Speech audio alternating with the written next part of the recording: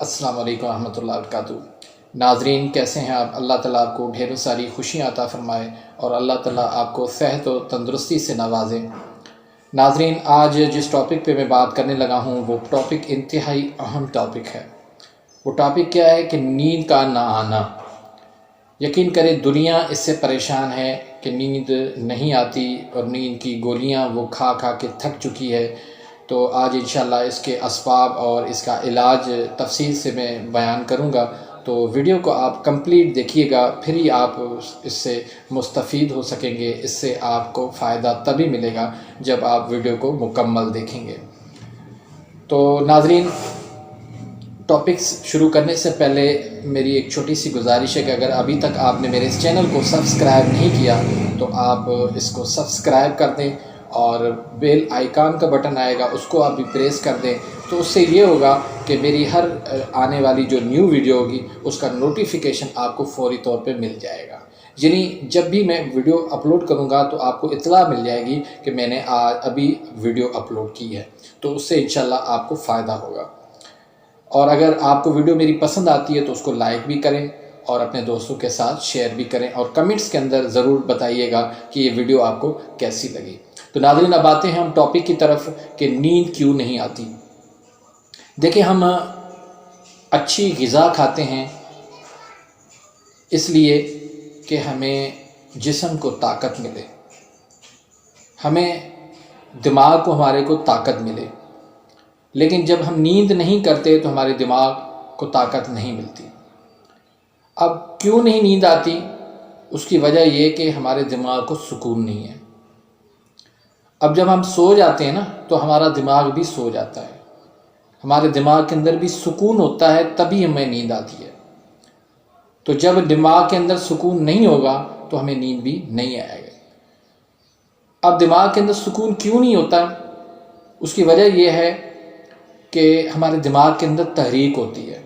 تحریک کیا ہوتی ہے؟ تیزی ہوتی ہے۔ تیزی کیوں ہوتی ہے؟ وہ اس وجہ سے ہوتی ہے کہ دماغ کی جو خوراک ہے الکلائن وہ بڑھ جاتی ہے، یعنی بلغم جب بڑھ جاتی ہے تو دماغ کے اندر تیزی پیدا ہو جاتی ہے۔ اس کو بلغم کو انگریزی کے اندر الکلائن کہتے ہیں۔ اب اس کی کیا علامات ہوتی ہیں، کس وجہ سے ہمیں پتہ چلے کہ اس کے دماغ کے اندر تیزی ہو گئی ہے، دماغ کے اندر تحریک پیدا ہو گئی ہے؟ تو اس کے لیے یہ لازمی ہے کہ جب دماغ کے اندر جب دماغ کے اندر تحریک ہوگی تو دل میں تسکین ہوگی، یعنی دل کے اندر سکون ہوگا۔ یقین کریں یہ وہ نظریہ ہے جس نے دنیا طب کے اندر ایک انقلاب برپا کر دیا ہے۔ کسی بھی طریقہ علاج کے اندر یہ نظریہ موجود نہیں ہے جو یہ نظریہ دوست محمد صابر ملتانی رحمۃ اللہ علیہ نے بتایا، اور اس نظریے کے تحت یقین کرے علاج بہت ہی آسان ہو چکا ہے۔ دیکھیں نا، جب دماغ کے اندر تیزی ہوگی تو دل کے اندر تسکین ہوگی۔ اب اس کی علامات کیا ہوگی وہ بھی آپ سن لیجئے۔ دیکھیں جتنے بھی عضلات ہیں، جتنے بھی جسم کے عضویں ہیں، عضلات ہیں، تو وہ دل کے ماتحت ہیں۔ اب جب دماغ کے اندر تحریک ہوگی تو دل کے اندر تسکین ہوگی، سکون ہوگا، اس کے عضلات جو ہے نا وہ ڈھیلے ڈھالے سے ہوں گے، ان کے اندر کوئی طاقت نہیں ہوگی، ان کے اندر کوئی جان نہیں ہوگی۔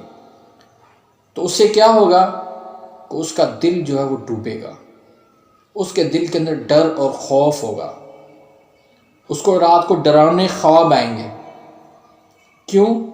کہ اس کے دل کے اندر سکون ہے، حرکت ہی نہیں ہے، تیزی ہی نہیں ہے، تو اس کی وجہ سے اس کے اندر یہ علامات ہوں گی۔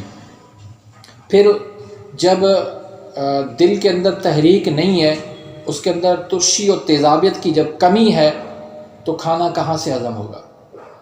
پھر ہاضمہ بھی اس کا خراب ہوگا، معدے کے اندر اس کی جلن بھی ہوگی، بھوک بھی اس کی کم ہو جائے گی۔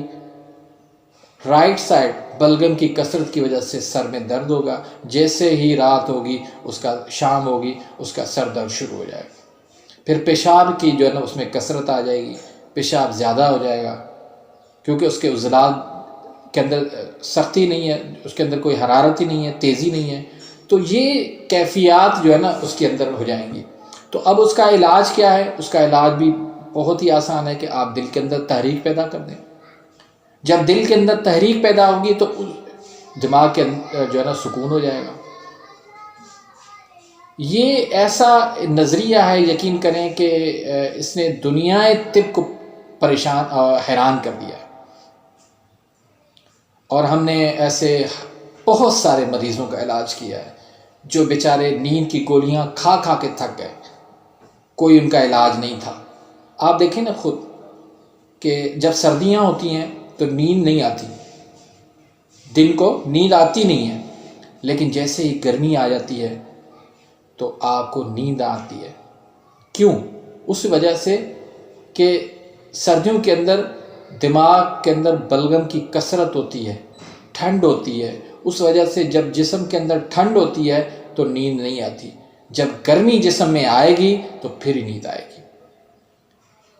تو اس کا ہم اللہ کے فضل کرم سے علاج کرتے ہیں، جس کی وجہ سے یہ مرض جو ہے یہ بھی اللہ کے فضل کرم سے آسانی سے ختم ہو جاتا ہے۔ تو اس کا علاج بھی بہت ہی آسان ہے کہ پہلے تو آپ اس کی جو ہے نا دماغ کی وہ غذائیں جو ٹھنڈ پیدا کرتی ہیں، جو بلغم پیدا کرتی ہیں، وہ آپ بند کر دیں۔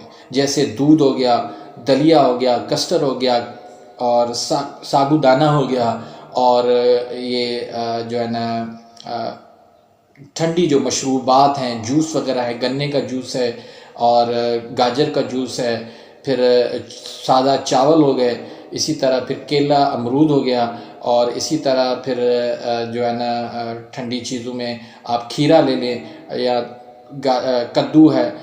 تو اس طرح کی جو ٹھنڈی چیزیں ہیں نا وہ آپ ان کی بند کر دیں، اور آپ ان کو ترشی اور تیزابیت والی چیزیں دیں۔